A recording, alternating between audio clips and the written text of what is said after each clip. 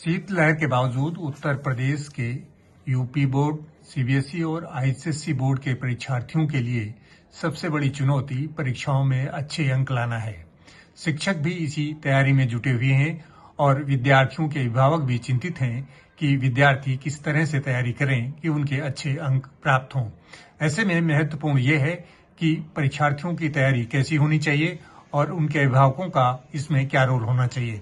इस विषय पर डिस्कस करने के लिए हमारे साथ हैं डॉक्टर जेपी मिश्र जी, शिक्षाविद हैं, और वो बताएंगे कि बोर्ड परीक्षार्थियों को किस तरह से अच्छे अंक लाने के लिए तैयारी करनी चाहिए। Doctor Mishra sir. अगले महीने फरवरी में सभी बोर्डों की परीक्षाएं शुरू हो रही हैं। विद्यालय के अध्यापकगण, अभिभावकगण एवं छात्र सभी के सम्मिलित प्रयास का सार्थक परिणाम निकलने की संभावना है।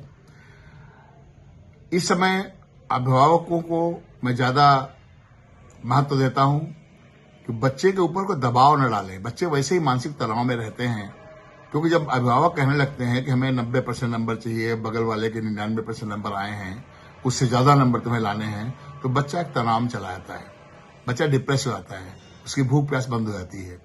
कृपया करके अभिभावकों से अनुरोध है कि बच्चों को उत्साहित करें, वो पढ़ें, मेहनत करें, परिश्रम करें, अंकों की बाध्यता उनके ऊपर न लाएं।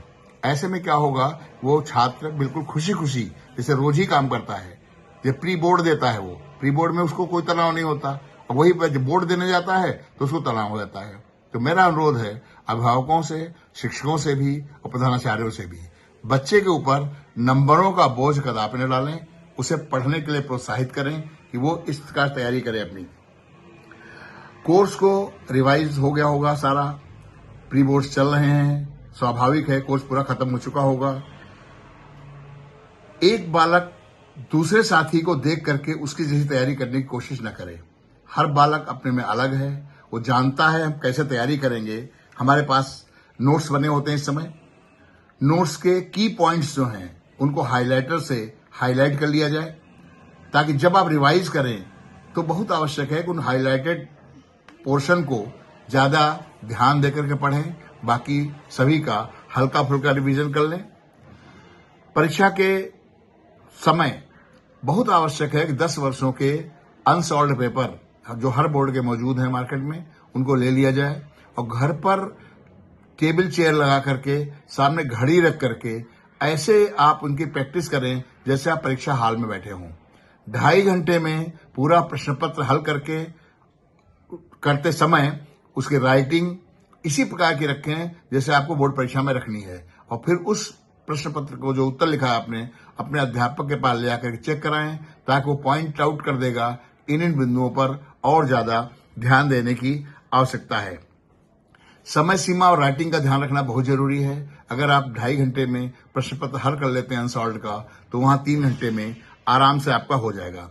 विज्ञान विषयों में जो फार्मूला हमारे हैं उनका एक चार्ट बना लें, और जहां पे आप पढ़ने बैठते हैं या जहां आप सोते हैं वहां दीवार पे लगा दें। चलते फिरते आपकी निगाह उनको पड़ती रहेगी। ऐसे में आपको रटने के बजाय स्वाभाविक रूप से वो सूत्र और समीकरण आपको आसानी से याद हो जाएंगे। अगर किसी तरीके से हम ग्राफिक्स का इस्तेमाल करने की आदत डालें, एरो लगा करके या ग्राफ बना करके थोड़ा सा हर विषय को अगर करने की कोशिश करें, तो मुझे लगता है हम अच्छे नंबर ला सकते हैं। ग्राफिक्स के लिए बहुत आवश्यक है कि वो पॉइंट्स हाईलाइटेड करें जिन पॉइंट्स की उसके अंदर अपेक्षा है। मेरा ये भी मानना है कि आप जो उस प्रश्न का मुख्य बिंदु है जिसको आप परीक्षक को पढ़ाना चाहते हैं, उसको इन्वर्टेड कामा वगैरह लगाना करें और हेडिंग डालें। अच्छे तरीके से लिखने का अभ्यास अभी से करेंगे। हमारे शिक्षक जो बहुत ही कुशल हैं इस मामले में आपको राय देंगे। बस आपको अपने घर पर 2.5 घंटे में प्रश्न पत्रों को अनसॉल्व्ड को हल करके ले जाने का नियम बना लें। प्रतिदिन कम से कम 2 विषयों के प्रश्न पत्र हल करें। आप सब एक दिन में करने से कोई फायदा नहीं होगा। और थोड़ा कॉन्फिडेंस रखें कि आप जैसे हाफ ईयरली में कर रहे थे, थर्ड मंथली में कर रहे थे, प्री बोर्ड में कर रहे थे, वैसे आपको बोर्ड में करना है। हल्के फुल्के माहौल में, बिल्कुल तनाव नहीं लेने की आवश्यकता है। आपने साल भर पढ़ा हुआ है, आपको प्रैक्टिस है, आप लिख लेंगे। और जितना आप प्रसन्न रहेंगे, जितना आप तनाव से दूर रहेंगे, उतने अधिक नंबर आपके आएंगे, इसमें कोई संदेह नहीं है, और आप अपने उद्देश्य को प्राप्त करने में सफल हो जाएंगे। आर्ट साइड के विषयों के लिए मैं कहना चाहूंगा कि वो पूरे पाठ का संक्षिप्तीकरण कर लें, हेडिंग वाइज कर लें, उनको अलग कॉपी पर उनके की पॉइंट्स लिख लें कि इन पॉइंट्स को पढ़ने के बाद हमारा काम चल जाएगा, पूरे पाठ के रिवीजन करने की आवश्यकता नहीं है। तो उनके शॉर्ट नोट्स बना लें, पूरे पाठ का 4-5 लाइन में हेडिंग्स लेकर के उनके पाठ बना लें। जो जीवनियां वगैरह हैं, जीवनी में ग्राफ का यूज करें, बीच में फोटो लगाएं, जिसकी मान तुलसीदास जीवनी लिखनी है तो तुलसीदास जी का चित्र बनाएं या नाम लिखें, और एरो लगा करके आप लिखें कब पैदा हुए थे, कब उनकी डेथ हुई, क्या क्या उनकी कृतियां हैं, कैसी भाषा थी, माता का नाम क्या है, पिता का नाम क्या है। एक चित्र सा बन जाएगा, एक फिगर बन जाएगी।